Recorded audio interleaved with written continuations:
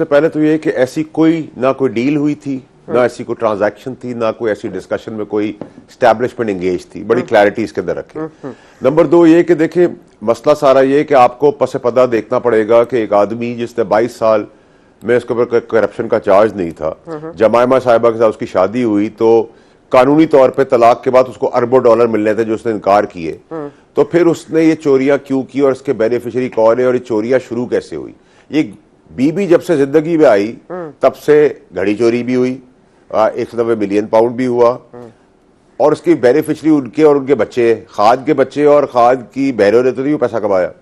Number 1। Number 2 ये मार धाड़ जलाओ गिराओ की सियासत भी कभी नहीं थी, फौज की मुखालफत भी कभी नहीं थी, अदालती मुखालफत भी कभी नहीं थी, पाकिस्तान के साथ इकोनॉमिकली खेल खेलने की मुखालफत भी नहीं थी। ये पाड़ा हमें उन्होंने याद दिलाया था, हमें समझाया था, हमने उनसे सीखा था, हमें याद है, वो भूल गए तो इसका मतलब कोई नई चेंज तो आई। फिर ये जो गोगी गैंग है इसको ना भूलें, ये मेरे बाप का तो नहीं है।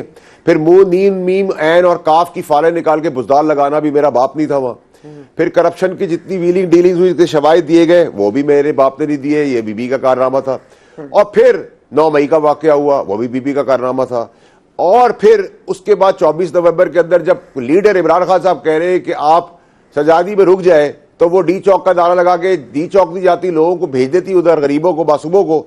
गड्डापुर वो और बेगम साहबा निकल जाते हैं। फिर एक ड्रामा होता है कि उनकी बहन कहती है कि जी उनको जदोकोप कर दिया है गड्डापुर ने और जबरदस्ती ले गए, जबकि वो रहना चाहती थी। भाई वो 15 साल की काकी थी, चले जी ये भी मान लिया। तो सीसीटीवी फुटेज नेक्स्ट डे आ गई जिसने झूठ खोल दिया कि वो टहल के गाड़ी के अंदर बैठ रही है। फिर उन्होंने कहा गाड़ी पंचर हो गई थी, फिर वो कहानी खुल गई। फिर उन्होंने कहा कि जी केमिकल फेंक दिया था, मोक्कल आ गए और फिर जिन भूत आए और उन्होंने सुपरवाइजर की तरह 007 की तरह उस पर केमिकल फेंक दिया और वो केमिकल के अंदर नजर नहीं आया उनको, और उन बच्चों की तरह को गाड़ी में बिठा के उनको ले गए वो। तो ये कहानियां तो जहालत की जो है ये पुराने जमाने में चलती थी। बहुत ही घटिया फिल्म है जिसकी ठेले में टिकट ना बिके। नंबर 1। नंबर 2 कि खान साहब को इसमें सब कुछ क्या मिला, तकलीफ, मुश्किलात, केसेस और मजीद तकलीफें उनके लिए शुरू होगी। मेरे लिए अब ये भी इंपॉर्टेंट नहीं है, ना मुझे सियासत से मतलब है, ना पीटीआई भाड़ में जाए और सब कुछ इक़्तिदार भी भाड़ में जाए, अब उसकी जान का मसला है। ये वो लोग हैं, बीबी और उसके हवारी, जो कॉम्प्रोमाइज गड्डापुर टाइप लोग हैं, जो अल्लाह ना करे इनकी लाश का सौदा भी कर लेंगे, उनकी मौत का सौदा भी कर लेंगे। अब अडयाला जेल के अंदर है, वो हुकूमत का काम है उनको तहफ़्फ़ुज़ देना, लेकिन दरूद, पानी और बारूद तो कोई भी दे सकता है। अगर मेरी बीवी आके कहे कि आपने कॉफी नहीं पीनी, आप ये कॉफी पी ले, तो आप तो नहीं रोक सकते उसे। इन सब चीजों को मद्देनजर रखें और हमारा अभी भी काम यही होना चाहिए। और मैं तो निकाला भी गया था इसी चीज के ऊपर, मैंने अपनी लॉयल्टी तब भी दिखाई थी, मैं अभी भी उनके खिलाफ था इस वायलेंस की सियासत के ऊपर, और आज भी मैं उनकी जान बचाने के लिए आगे बढ़ रहा हूं। मुझे फिक्र नहीं है कि खान साहब से भी मेरे खिलाफ बयान दिलवा दें। अगर पीटीआई का तो मैं कुछ समझता कभी भी नहीं था, जब मैं इक़्तिदार में भी था, पीटीआई के अंदर ही 15 साल था, तो मैंने उनको पैरों को नीचे ही रखा था हमेशा। सो मुझे उसका कोई प्रॉब्लम नहीं है। मैं तो एक आदमी, एक पॉपुलर लीडर की जान के ऊपर उसको बेचकर सियासत करने नहीं दूंगा। फिर ट्विटर हैंडल जो है वो जिब्रान इलियास साहब इस्तेमाल कर रहे हैं। आज एक मुस्बत स्टेटमेंट दी खान साहब ने, वो भी समझ रहे हैं उनके साथ क्या हो रहा है। तो ट्विटर पे जिब्रान इलियास ने फिर फौज के लिए एक जहर उगल दिया। फिर इमरान खान की पार्टी के लोग कासिम सूरी साहब इमरान खान साहब को पागल करार दे रहे हैं। तो जो मैं कह रहा हूं इतने दिन से, वो कैंपेन आपको होती हुई नजर नहीं आ रही कि हवारी जो है बेगम साहिबा के मिलकर कभी उसको पागल, कभी उसके ट्विटर अकाउंट से वैनम, कभी उसको जेल में फंसाने के लिए सब कुछ सारे काम कर रहे हैं। और मैं झूठा हो सकता हूँ, बहनें तो झूठी नहीं हो सकती। मैं एक बात यहाँ पे अगर आपकी बात काटना चाहते, एक मिनट, वैसे साहब ये फिरदौस आशिका खान साहिबा के बड़े गोल्डन वर्ड्स हैं। वो कहती थी कि वो मेस्मराइज करती हैं, मैग्नेटाइज करती हैं और हिप्नोटाइज करती हैं इमरान खान साहब को। लेकिन ये भी कहना गलत ना होगा कि वो अकेली नहीं थी इस पूरे मामले में। अगर 9 मई के हवाले से बात कर लें तो उनके पैरों में जो बैठा करते थे उनका जनरल नाम था जनरल डायरेक्टर फैज हमीद। तो यहां तक तो वो अकेली नहीं थी। देखिए सर साहब, आपको ना बैकग्राउंड चेक करने के बाद ना, ये सारे पॉइंट्स निकालने के बाद इनको जब आप जोड़ेगी तो आपको उसमें बहुत क्लैरिटी से नजर आएगा कि ये सब लोग इमरान खान साहब को जेल में रखना चाहते हैं, ये इमरान साहब की मौत का सौदा करना चाहते हैं, ये इमरान खान साहब को फसाना बरवाना चाहते हैं। क्यों? क्योंकि इस खित्ते में आपको याद होना चाहिए शाहनवाज भुट्टो का केस भी है। हमारे पास हिस्ट्री में बताते हैं बादशाहतें, सल्तनतें चली गई। ये राजनीति है, राजवाड़ा है, जिसमें पावर गेम की स्ट्रगल हो रही है, जिसमें बाप बेटी को मार देता है। और बीवी तो, मैं 3-4 साल की बीवी के ऊपर तो कोई कमेंट नहीं कर सकता, लेकिन उनके पुराने हस्बैंड ने जो मियाँ ने जो बेनिफिट उठाए, उनके बच्चों ने जो पैसा कमाया। और क्लिंटन आपके पास एक सुपर पावर मुल्क की एक जिंदा मिसाल है, जिसमें क्लिंटन जैसा आदमी एक प्रेसिडेंट इंपीचमेंट में चला जाता है खातून गया तो। सो ये सब चीजें मद्देनजर के I am not trying to be blaming any gender के, मैं जेंडर के बता रहा हूँ, आदमी भी होते हैं। ठीक है। अब इस सिचुएशन के अंदर देखिए, इसी सिचुएशन के अंदर देखिए सरा साहब, मैं तो सबके पास जाऊंगा। मैं आज बिलावल साहब के पास भी गया, जहां बिलावल साहब की यंग डेमोक्रेटिक सोच के अंदर एक कामयाब फॉरेन मिनिस्टर के तहत वो बेदाग आदमी है। उनकी पार्टी पे आप क्वेश्चन कर सकते हैं, उनके ऊपर आप क्वेश्चन नहीं कर सकते।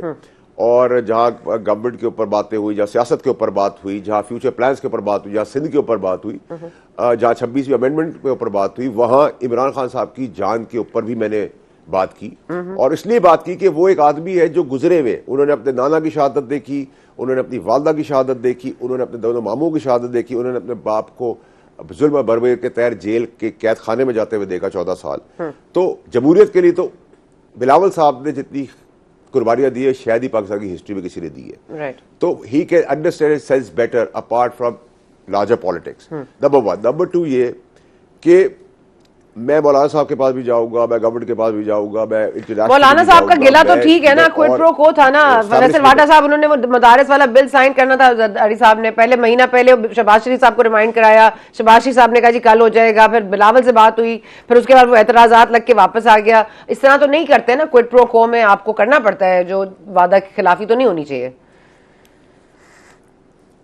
देखिए, ये तो गवर्नमेंट का मामला है और गवर्नमेंट को इसको सीरियसली देना चाहिए। अगर एक चीज का एक्सेप्टेंस की है, एडमिट किया है, एग्री किया है कि हम ये करेंगे, तो करना होगा और करना पड़ेगा। और मेरा ख्याल है कि मौलाना साहब का भी एक मुस्बत रोल रहा है, उसको अप्रिशिएट करने की जरूरत है। मैं तो खैर उनका फैन हो गया हूँ, जब से उन्होंने पीटीआई को अपने नीचे लगाया है, तो I tend to be his fan. तो सिंपल एज दैट। अच्छा, बट लिसन, हम ये बता दें कि आपने बुशरा बीवी की यहाँ पे हमारे प्रोग्राम में कहा था कि वो उनकी गिरफ्तारी खत्म हो जाएगी, वो बाहर आ जाएंगी। आपको ये पता था कि वो फिर धरने को भी लीड करेंगी और वो उम्मतियों को भी लीड करेंगी? और वो देखिए जी सना साहिबा, मैंने आपके ही शो पे ये कहा था कि जो वादे वहीद करके जा रहे हैं, अगर वो वादे वहीद की खिलाफ वर्जी करेंगे तो वापस जेल में जाएंगे। मैंने ये भी कहा था, आपको याद होगा। बिल्कुल याद।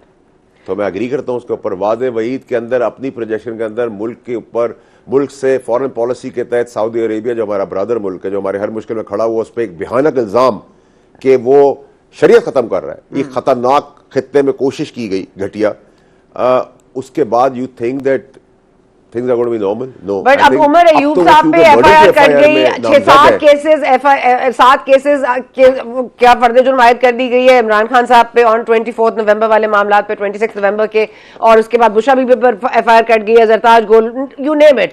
सो ये एफआईआर खेलेंगे या बैन करेंगे? क्योंकि जिस तरह से अब एड्स चल रहे हैं, गवर्नमेंट फंडेड, मिलिट्री बैक्ड, ये साफ जाहिर हो रहा है कि Pakistan Tehreek Insaf is no longer being considered a political party, it is being considered militant party.